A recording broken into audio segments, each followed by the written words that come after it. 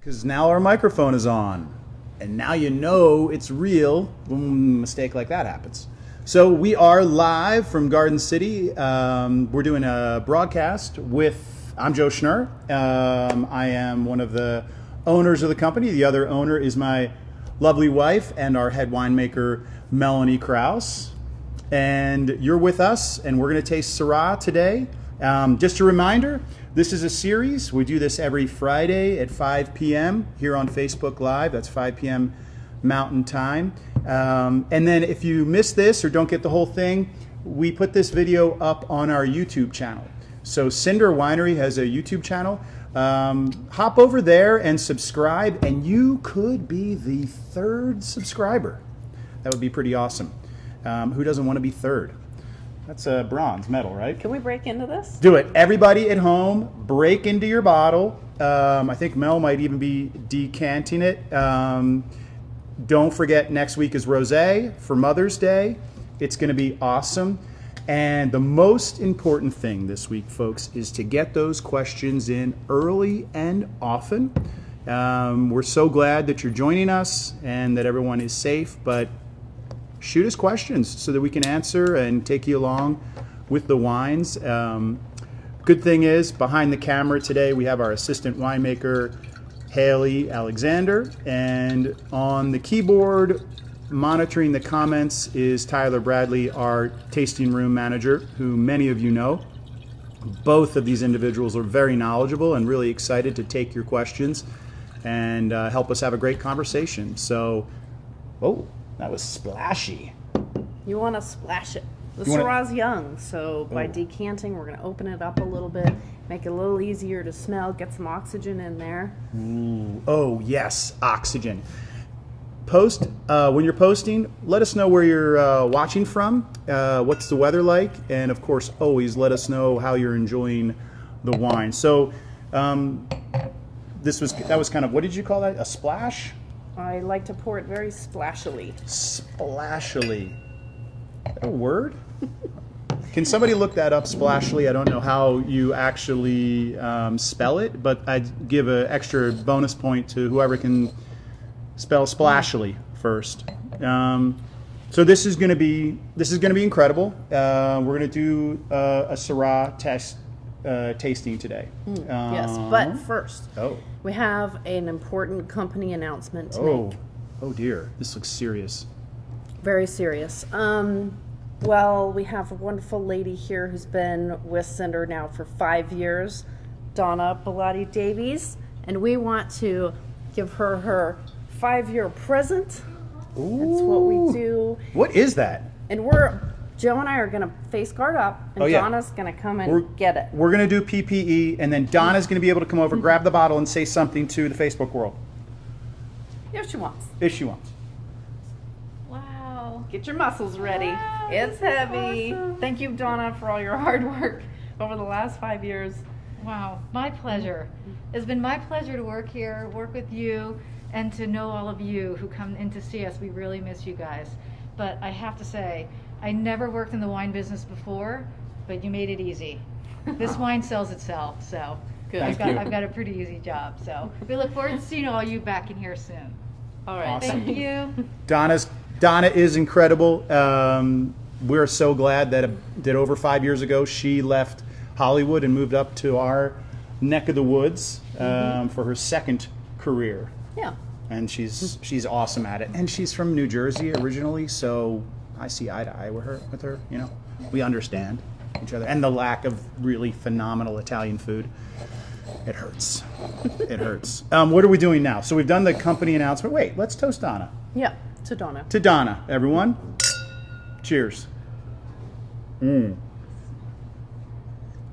Let's talk Syrah.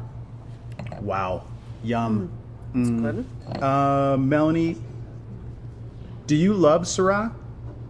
Or do I just kind of like it? Or do you love Syrah? Syrah's my absolute all-time favorite grape variety. Whoa. Yeah, which is saying a lot since I like most grape varieties for one thing or another. You didn't even hesitate on that. That's not even. There was no pause. Like sometimes when we talk about who our favorite kid is, it kind of depends on what day it is, who's acting out. But you're saying no problem. It's Syrah. Yep, for sure. Like if I had to get on a spaceship to populate a new world, Syrah would be the one grape I'd take with me on the spaceship. And here's why. So Syrah makes such a delicious red wine, right? You're drinking it right now. Hopefully it's so rich, powerful, but also 2 for 1. You can make totally gorgeous rosé out of it. So this is your desert island wine. This is you're repopulating a new planet. Yeah. You and I are. A lot of work. We can only bring one vine with us. We only have room for one vine in the spaceship. You take a cutting of Syrah. that's right. In a world with only one wine. Yours is Syrah. That's right, yeah. I can't wait for you to audition as a voice actor. In a world. I love it. I remember distinctly, this is one of the first wines this is the first wine you made for Cinder in 2006. It was our first vintage. It was Syrah, and I distinctly remember tasting that, and I don't think we have many bottles left in our library, but I remember tasting it and thinking to myself, this is pretty damn good. We might not go bankrupt. And ever since I've been in love with your Syrah. I think it keeps getting better and better, but man, there's so much going on like this. Well, and it's interesting to note, too, that first Syrah was made from Sawtooth Vineyard, and we're still using those grapes. That's the majority of this wine. Also, though, an important component from Williamson Vineyard, and lots of you might know this about me, but I love to take the same variety from different vineyards because each vineyard will grow the varieties slightly differently. So even though they're both recognizably Syrah, for example, the Sawtooth Vineyard is really aromatic, really smooth, and the Williamson Vineyard Syrah turns out with a little bit more of a backbone, a little more tannin, and so combine them together, they make an even more interesting, more layered wine. You're a blender. I'm a blender, yeah. You're a blender. I like to blend it's stuff. it's rare that you do single vineyard wines. Not that you don't have anything against that, but you really love to bring those things together that have different characteristics, but it seems like the whole is better, is more than the parts. Well, I like to make the most like layered and interesting wines that we can make. So, yeah. Don't that change. helps to work with different vineyards and put them together. This to me, when I stick my nose in, again, let me know what you guys are tasting and smelling. But when I go in here, I get a real savory note, and I know that you have a lot of fun stories about kind of tasting this with your assistant winemaker, with Haley, who's here behind the camera, and she's got a mask on, folks, just so you know. She's drinking through a straw, so we are taking proper precautions here at Cinder because we care. But what do you two talk about this Syrah? Because I'm getting savory notes, right? Yeah. Well, this is one of our favorite wines to taste when we start reviewing the barrels. So we make the wines in the fall. Then when they're done fermenting, they go down to barrel to start their aging. And over the next month or two, Haley and I literally taste every single barrel in the winery, which is some 250 or so barrels. For each vintage, yeah, it's a lot. And we make sure before we go and rack them off their lees and blend them together that there's no, one funky barrel in a blend in a batch or something like that. So one of the things that we notice when we start tasting Syrah is it's always just so meaty, and that's our comment every time. It's like, oh my gosh, it's like summer sausage in my glass, or bacon or something like that. And breakfast meat. Yeah.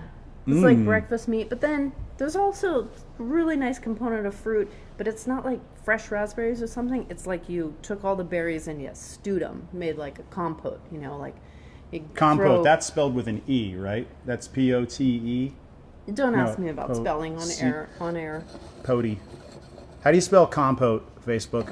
I think it's C-O-M-P-O-T-E, compote. And Yeah. that's basically it's like a stew of a fruit. Stewed fruits, yeah. Stewed fruits. So you can get your mixed berries, blackberry, raspberry, blueberry, stew them up for a little bit. They kind of mellow out. That's what Syrah reminds me of. And then there's a little bit of a smoky hint in this wine, I think. And that's intentional.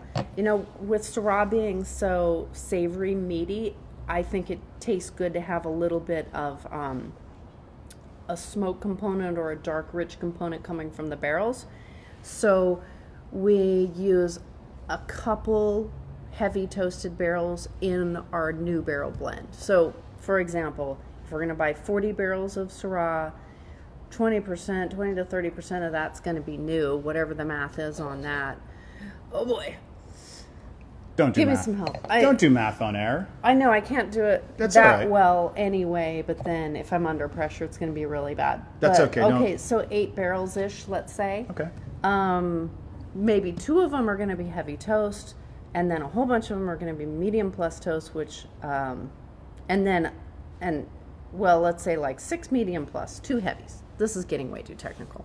It's pretty technical. The heavy toast, it means that they literally like baked the barrel for longer, and the longer you bake it, the darker, richer sort of flavors you get. So things like the coffee, and there's a little bit of that in this wine.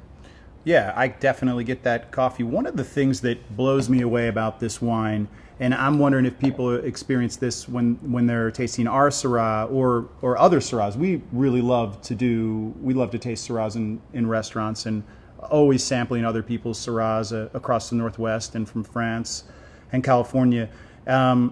Is that I noticed that when I kind of put my nose into this one, and I get these intense flavors and aromas, and so it's, you know, on a scale of 1 to 10, this wine, the aromas and flavors to me are an 11. But when I drink it, when I put it in my mouth, it's not ripping the enamel off my teeth. It's not a big heavy hitter in the mouth. Tell me about what is going on, because to me it's like the best of both worlds. Right, so the Syrah tannins are really silky, they're smooth. So just a 101 on tannins, that's the slightly rough feel that you get in your mouth when you drink red wines after you swallow. Tannins are a family of compounds that a lot of different vegetables, plants produce, and they're kind of like part of the plant's autoimmune system. They defend the plant against things like bacteria. They're very healthy for us to drink. They're an antioxidant, and they leave that slightly rough feeling in your mouth. So one of the things I absolutely love about Syrah, and especially if you're just starting to drink red wine, is that the Syrah tannins are smooth, whereas maybe like one of the wines we make at Tempranillo has much rougher, more aggressive tannins. So It's like the Tempranillo, or it kind of reminds me of it's more of a masculine, rougher, tougher, tannic wine, sort of like our version of California Cabernet Sauvignon. That's something that's really tannic. Could be a cab from California. So the tannins are actually different from grape to grape. yeah, because it's a whole family of compounds that are they vary a little bit. And so I think what's awesome about that is that if you're drinking, say, our Tempranillo or even our Valentinas to some extent, you might want to pair it with something that's got quite a bit of fat. So things like a steak, but something really rich. But with Syrah, you can drink it with things that are not quite as full, not quite as filling. So like if you're grabbing something from the store quick, maybe a salmon dish, Just cook your favorite vegetables plus some salmon plus some Syrah. Super yum. So now you're shooting out some pairing suggestions, and we'd love to hear those. And I want to give a shout out. I see on the message board here that Daryl Stevenson is saying that this, Melanie, is your best Syrah vintage yet. That's coming from an authority on your wines. I'm happy to hear that. I do love it. I am glad you decanted it. It's still quite big. This is going to age phenomenally well. Your oldest Cinder Syrah is, if I can do math today, which I think I can, is 14 years old now. I've had a 13 or 12-year-old Cinder Syrah recently in the last 6 months. It was awesome. It's a different animal than what it is right now, but there's still a lot of the same characteristics. It's not completely different. Yeah. I feel like the flavors are almost harder to pick out. It's become even more integrated, but it's got so much. So you could be drinking this in 20 years. I think. Yeah. I'm just gonna throw that out there. Buy a case, drink, save it for a while, then start to drink one a year. That's what I advise people do. Right. So before I saw that shout out about the best Syrah yet, we were talking a little bit about pairing, and we were talking about how the Syrahs have these big, powerful flavors and aromas. Yet we get this opportunity with the silky, smooth tannins to introduce different pairings than we say would with something giant like our Tempranillo, maybe your favorite Merlot from Washington or your favorite Cab from Napa, where you want perhaps something a little bit fattier. And what for you? You were talking about salmon. Is there like a classic Syrah pairing? I mean, because we've had so many release parties and winemakers dinners and worked with so many great chefs here in the Northwest with this wine, and what are some of the classic pairings they come out with? Well, I think with Syrah, it's things like duck and lamb, especially if there's a fruit component cooked in with the meat. So like a duck confit or something. Confit, that's another one of those funny T words, isn't it? Confit, compote. Well, yeah, we're speaking wine, we're Right. speaking cooking, so there's got to be a lot of French. A lot of French. But I saw Ratatouille. I know, I'm down. for just a shout out to the vegetarians out there, I think this would be awesome if you were doing like shiitake mushrooms and tofu with a lot of those sort of umami flavors of soy sauce or black bean garlic sauce or something like that. Just an idea.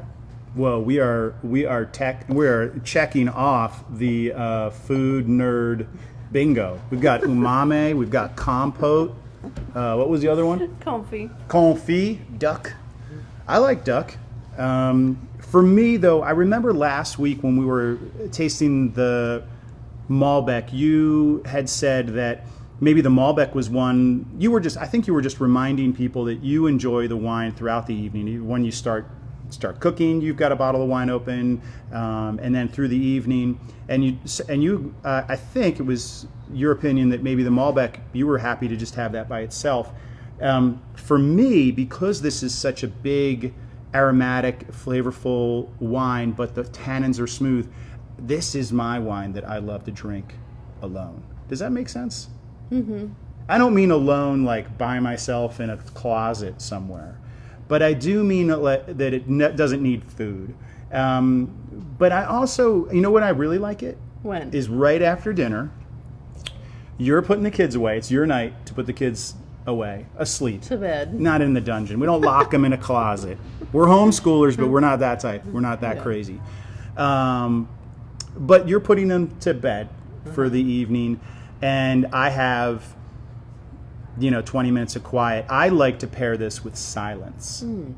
Pairs well with silence. Let's try it right now.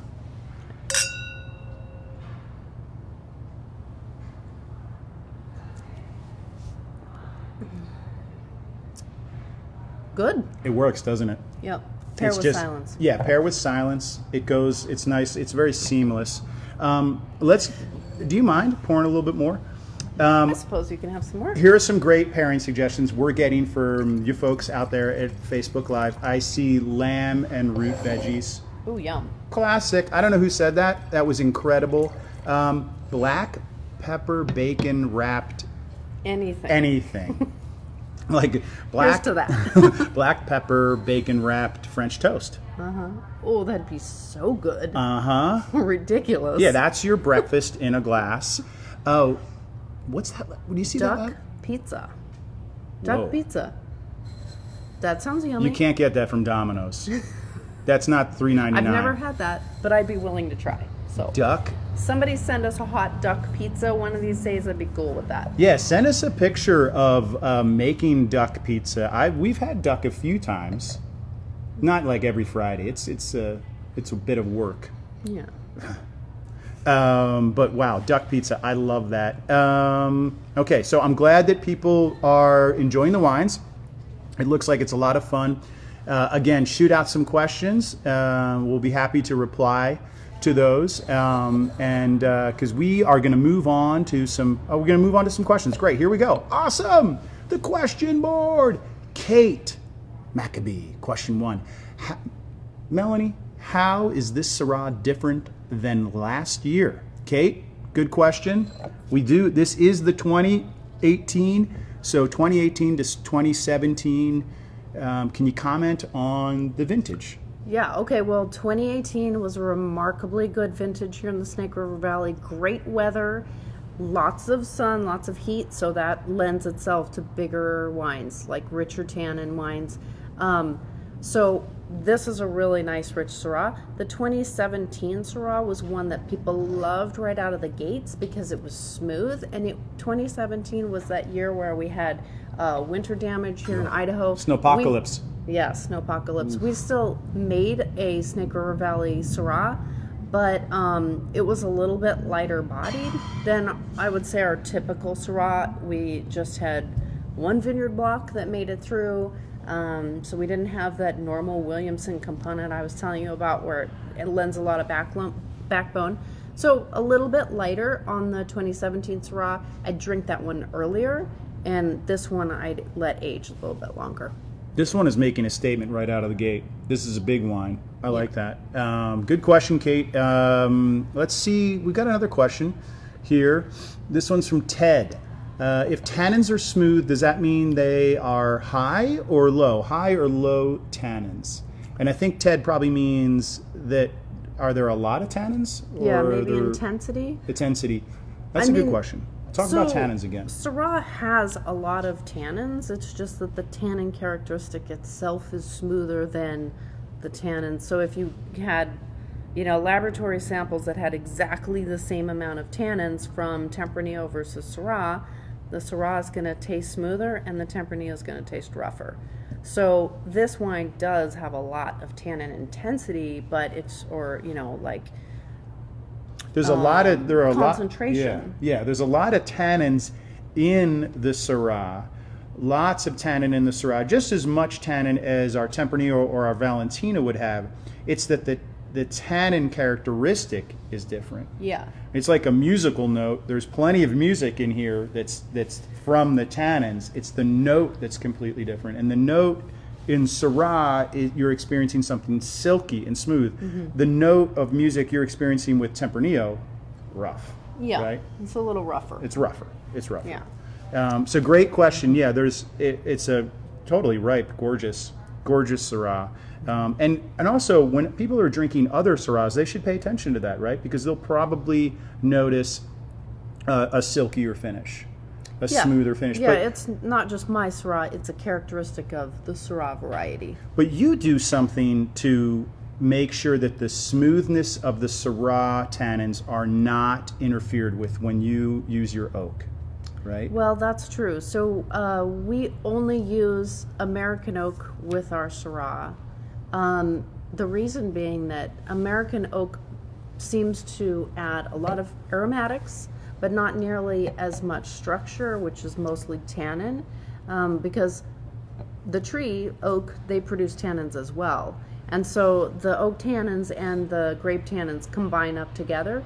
And the varieties of oak that are in France and Europe are different, or the variety, I should say, that we use out of France and the varieties that are used in America, they're different species of oak. And so the French ones tend to be a little bit more structural based and a little less aromatic. They're going to lend more body and texture to a wine. And so because I like this silky aspect of Syrah, I don't use the French oak. I do use it on our Tempranillo and our Valentina. Amen. So our Bordeaux style blend. But this one I like to keep with the aromatic, low tannin intensity wood that comes from the eastern states mostly.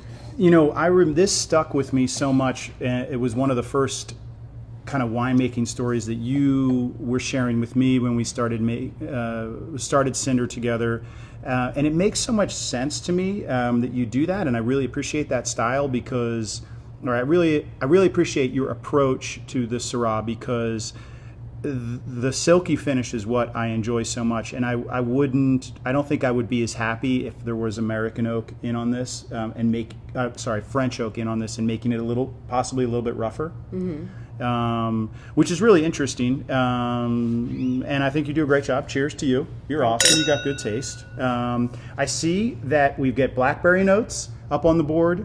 Classic, right? Dark blue fruit, right? Yeah. More than red fruit. More than red fruit. I get blackberry, maybe even blueberry a little bit in this. And then sage. Definitely sage. Kind of like that's attached to that savory, I think, note. Yeah, I think so. And we got the comment orange, and I love that too because a lot of times Syrah reminds me of dried orange peel. Like that Chinese dish that's like orange peel beef. So yummy. That's sometimes I pick that up. I'm getting hungry. I want orange peel beef, and I'm going to call Domino's and see if they'll make me a duck pizza. Yeah. I want to thank everybody for an awesome tasting today. We've got some prizes and stuff to go into. Oh wait, it looks like maybe final question or so. How is this one going to go? How is this one going to change? To change as it ages. Well, gonna get better.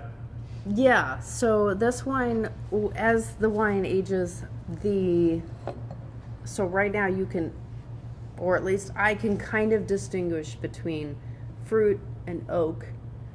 Those things are going to become more integrated, more indistinguishable from each other, similar to like if you're making spaghetti and you've got your tomato sauce and then you add the basil. If you taste it right away, you're going to get like a huge hit of basil.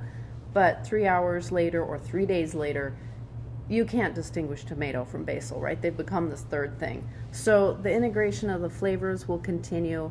That'll really happen a lot over the next year, and then it'll be pretty well integrated. And then from then on, it's just the slow mellowing. The flavors do become more complex. As smaller molecules bump into each other and become larger molecules, they'll have a distinct flavor. And tannins in most red wines will mellow with time. I mean, these aren't rough to begin with, so there's no need to age a Syrah to polish out the tannins, but they won't fade quickly. Syrah is an excellent ager, so you can feel totally confident hanging on to this for anywhere between like 5 to 15 years, no problem. It'll be awesome. Even 20, 21 years, it wouldn't be a problem. Like perhaps maybe you just had a baby. Which brings us to Melanie talking about yes. So the prize. our winner of the Where Do You Cinder hashtag competition. Where do you cinder, people? Yeah. So we have a winner for this week. If you want to check out the finalists, The on 3 Facebook. finalists were on Facebook, right? Kaya posted those. Those were great. Everybody's been awesome. But Lindsay Anderson won the prize this week. Congratulations, Lindsay. She had her little baby girl 3 days after the winning photograph was taken. And she said that the first thing she did after she got home from the hospital was throw a bottle of rosé, Cinder rosé, in the fridge. So here's to you, Lindsay. Huge congratulations on your baby girl. Way to go, Lindsay, having that baby and throwing the bottle of rosé into the fridge instead of at your husband. That is, and what did she win? You want to show her? Oh, yes. Yeah, let's do the Vanna White moment. So Ooh. this awesome UV cover-up hoodie, and then also Ooh. we got a little Laissez-faire. laissez-faire. We've got a corkscrew, and we've got some awesome Truffles. Truffles And chocolates. from Truffles Inc. here in Boise. So Nice. Lindsay, congratulations. We also have another contest that was going on. We asked a bunch of you to start, as many as you could, start following us on Instagram. And those who did start to follow us on Instagram last week, they were entered into a drawing. That drawing was for a large format bottle of Malbec. And Mel, bottle. you want to sign this? Let's do this. This is even going to be signed by the winemaker. The winner is, drumroll, Lexi Friel. So Lexi, congratulations. You've won the large format Malbec. We're going to get that into your hands somehow. And congratulations. Enjoy that. And let's see. Oh, secret code time. Okay, so every week we give you a secret code. It's good for 1 week. And there's a little deal attached to it. So the secret code this week is UV. You put that in your order notes, UV, and you order 4 bottles or more, put that secret code in, and you're going to get one of these great UV hoodies, the type that Lindsay just won. And they have Cinder on here. They have Harvest 2019. These are beautiful, lightweight cover-up shirts. I use them for fly fishing. Mel likes to have these in the vineyard. Great sun protection, floating the river. Definitely, we're headed into the season for those. Just make sure that you put in UV in your order notes and tell us what size you want, or male and female and color. And you can see all those options online at cinderwines.com. So that was it. UV is the secret code. We did Syrah. I love Syrah. Yep. Next week, rosé. Ooh. Remember Mother's Day specials, bouquet of rosé. Check that out at cinderwines.com. Yeah, and that's we'll cool. go over rosé next week. Mm-hmm. Listen, I'm going to sign out from Garden City, and this is Joe Schnerr from Cinder Wines. Stay classy, America. And thanks for stopping by. Cheers, babe. Cheers.